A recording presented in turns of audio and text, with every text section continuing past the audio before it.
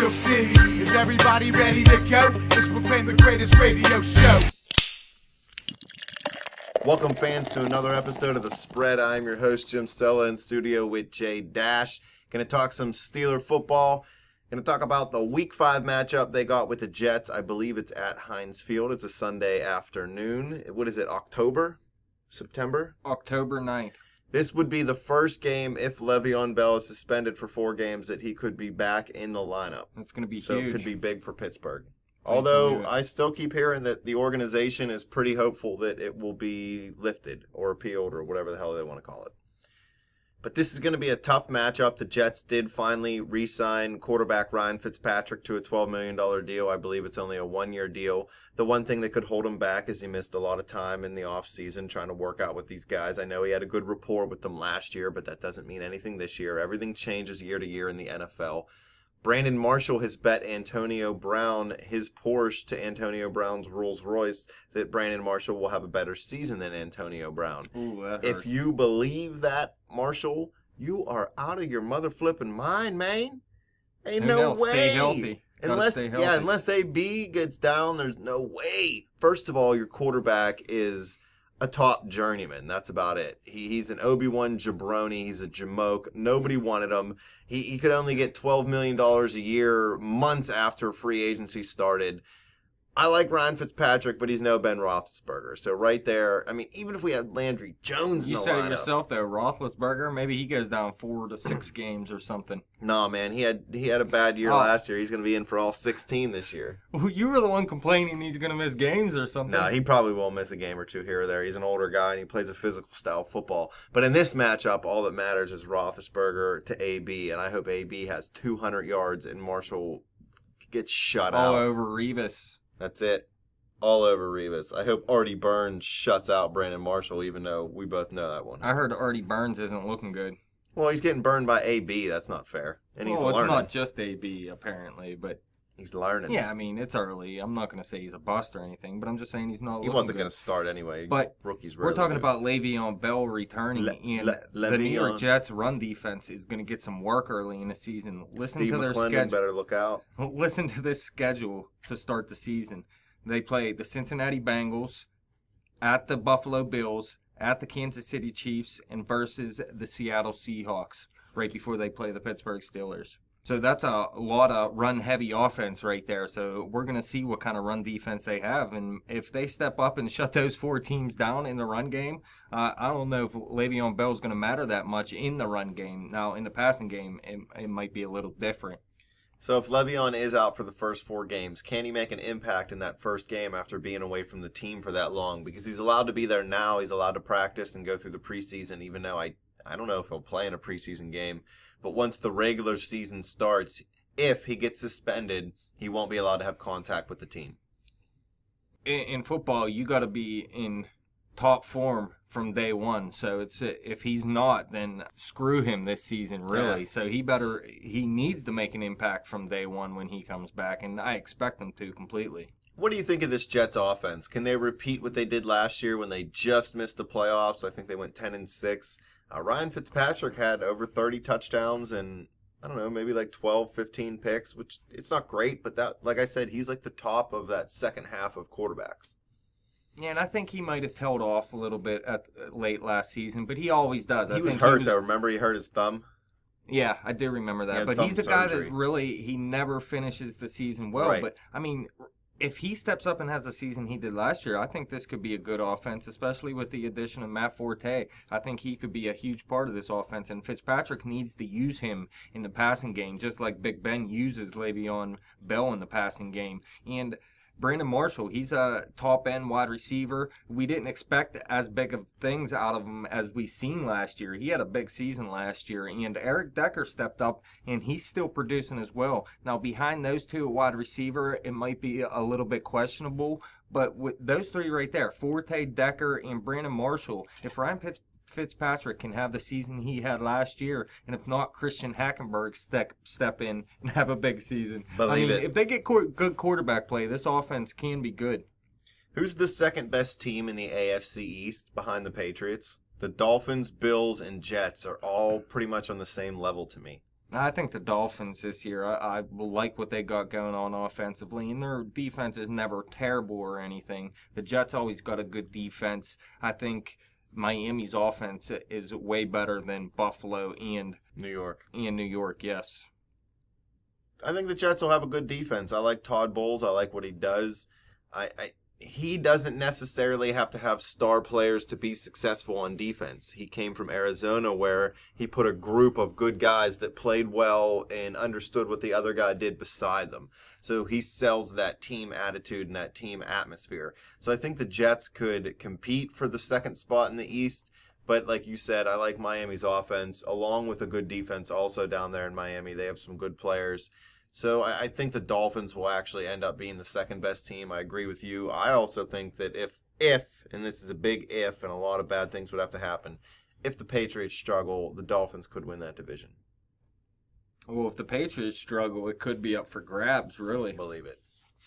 This would be a big game for the Jets, too, if the Patriots do struggle, because this is the first game that Tom Brady would be back, or the first week that he would be back. So say the Patriots are 0-4 at this point, this game means a lot more to the Jets than if the Patriots are 3-1 or 4-0 or even 2-2, because if they go 2-2, Brady's going to roll anyway. Yeah, we'll have to see, man. Like I said, the Jets' schedule, look at this. Even after the Steelers, they play the Cardinals after that. So their first 6 games are brutal this season. So I don't see the New York Jets taking advantage of Tom Brady's suspension. I think they're going to struggle to win games themselves. And maybe after that Cardinals game, it gets a little bit easier for them. They got the Ravens, Browns, and Rams in 3 of the next 4 weeks before they play the Patriots. So I think it's going to take the New York Jets to dig themselves out of a hole this season. And it might have to start with the Pittsburgh Steelers in Pittsburgh. Well, this will be back-to-back home games for the Steelers. They play the Chiefs the week before on Sunday night. Can Pittsburgh capitalize on being back-to-back at home? And we've seen them when they went that 3 straight at home a couple years ago. They went on a tear. And then last year they played a couple games, not in a row, but, close vicinity at home. And their offense was scoring over 30 for like 5 straight games. Can this be the beginning part of the Steelers' offense really rolling the way that people thought they could this year, even with Martavis Bryant out? Oh, I think they're going to have a tough time against Kansas City. We already said that. And if Le'Veon's out, I have a hard time believing that they're going to win that game. But it's always nice at week 3's an away game. And then you have pretty much 3 weeks at home until you travel on the road again, correct? Who do they play after that? Well, listen, you have the Chiefs in week 4 at home. Mm-hmm. Then you have the Jets in week 5 at home. Mm-hmm. Then you have the Dolphins in week 6 at Miami. Yeah, so Patriots at home.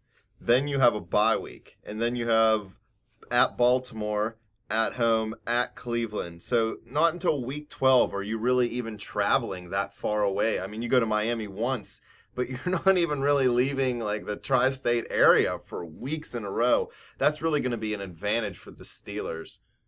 Yeah, you figure their week 3 games at Philadelphia, so they're not even leaving the state. And then they have 2 home games. So really, they're going to be in Pennsylvania for a month there. Yeah, and they have Washington and Cincinnati before the Eagles game. So they're going to be within driving distance of Heinz Field for the first 12 weeks of the season other than Miami. I think that the Jets' defense will be good enough to keep up, I think, with Pittsburgh in the first half. Oh, it's going to be... But let's not forget, the New York Jets beat the Steelers with Michael Vick, and that's when Michael Vick looked even worse for the Jets. Any team can lose any day, and the Jets will be good enough to compete, and that's why I think they'll compete in the first half. But if the season goes the way I expect it for Pittsburgh, I think the second half will be that time where they'll really be able to pull away. They have so many weapons on offense with Antonio Brown, Ladarius Green if he gets healthy. Sammy Coates is apparently really coming on strong. The running game should be okay with Le'Veon and D'Angelo Williams. You would expect at least one of them to be able to run the ball a little bit. The Jets' defense isn't, a Hall of Fame defense. They're not historic. They're just a good defense. So I think Pittsburgh will at least be able to squeak out a victory. I don't think it'll be a blowout. You don't see too many blowouts in the NFL anymore. Teams with parity and all that free agency, they can get good in a hurry. And also, even when you're up 30 points, the other team always makes a comeback somehow, and you end up only winning by a touchdown. And I can't help but think we don't play well against the Jets for some reason. Remember what the little kid from Big Daddy said, the goddamn Jets. Yeah, I feel like our offense struggles against the Jets. What happened in the playoff game against the Jets? Somebody missed one wide right or something? Yeah, we had to kick a field. It was probably, what was his name? The dude who beat up Jeff Reed. The dude who beat up the paper towel dispensers. But then, yeah, like I said, the Michael Vick game, our offense did nothing in that game a couple years ago when we played against. I think that game was in New York, though. Yeah, you're right. And the Steelers, like you said, play a lot better at home, obviously. But I don't know, man. I don't think it's going to be as easy as you think. I think the Steelers' offense might struggle a little bit in this game, and it's going to be a low-scoring game. I mean, if the Steelers' defense can shut down Matt Forte, I mean, we've seen them keep points off the board by getting burnt in a passing game and stopping the run game. I think if you could just stop Matt Forte, you'll be all right, and Decker and Brandon Marshall aren't going to beat you by themselves. Yeah, the Brickishaw-Ferguson retired on the Jets when they asked him to take a pay cut, so I think he was a real big anchor for their offensive line. I think the Steelers' front seven can really use that to their advantage and come off the corners and put pressure on Fitzpatrick. He's not a very mobile guy. He moves around well in the pocket to avoid the rush, but he doesn't really move around outside of the pocket at all. So I think Pittsburgh's defense will be able to take advantage of them. I think they'll be able to get a turnover or two out of them. So I still think the Steelers win this game. And as far as after the Week 5 game, anywhere between 3-2, 2-3, somewhere around that line. I would prefer 3-2, obviously. But with Le'Veon Bell out for the first 4 games, possibly, I think 3-2 would be a victory for the Steelers through the first 5 games. Oh, what is it, Washington? You have them losing that game now? They could, yeah. I changed it once Le'Veon was out. But if Le'Veon plays, then they're winning. Cincinnati, you have them winning, you already said. So that's 1-1. You have them beating the Eagles. That's 2-1. The Kansas City Chiefs, are you giving them the loss in that one? That's a home game. Yeah, I think I said Kansas City could win. 2-2. You think they're going to win this one? 3-2. Yeah, and I mean any combination of that. Like I said, they could get to 3-2. With Le'Veon Bell, though, you seem to think they are going to win every game. If I am correct. Well, it's totally different when it comes to like the Baltimore games and these divisional games and some of these later games in the season or some of these road games. No, but I'm saying through the first 5 games, like when we talked when Le'Veon Bell wasn't suspended, when we heard nothing about it outside of the Mark Madden comment. I would still think that the Chiefs game at home would be a really tough game depending on how Alex Smith plays. So no Bell suspension means 4-1 possibly? 4-1, 3-2 probably through this. I mean, the Steelers offense is primed to be big time this year, and if they are all there, minus Martavis Bryant, because we know he won't be, I thought that the defense played well down the stretch. I think we agree on that, and I was bigger on the defense's linebacking group and front seven before the season even started than most people. I thought that they could really take a step forward and have a big year, and then the Steelers finished 3rd in the league in sacks. Now, the pass defense did struggle. They gave up a lot of yards, but they kept people out of the end zone. They had a really good red zone defense, and they had a really good scoring defense. They only allowed 20-point-something points per game. So I think that defense can take another step up. If they don't allow 21 points a game, there's no reason this offense can't average 25 points a game, which in turn should get the Steelers more often than not a victory.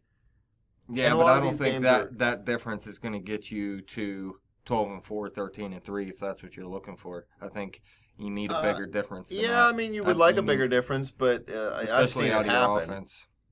Teams winning, a lot of close games, but it's real easy to go the other way, obviously, in a close game. You could lose by a field goal. We're talking about Pittsburgh here where they blow it in the end. But, I mean, as a team, I think we could average 27, 28 points, but I don't think it's going to get to the 30 that everybody expects. But, yeah, with Le'Veon, 4-1 at best, 3-2 at worst. Without him, I'd say 3-2 at best, 2-3 at worst. That's not too bad. I don't think losing Le'Veon affects the team as much as other people on offense because of the backup in D'Angelo Williams being a capable backup. Yeah, we'll see. But that's all I got. You got anything else? Nope. That's all there is, and there ain't no more. Fans, follow us on Twitter at bet_the_spread. Follow me on Twitter at betjimthewin. It's what the cool kids do. Go to Facebook, facebook.com/betthespread. Keep coming back to YouTube. Keep clicking subscribe.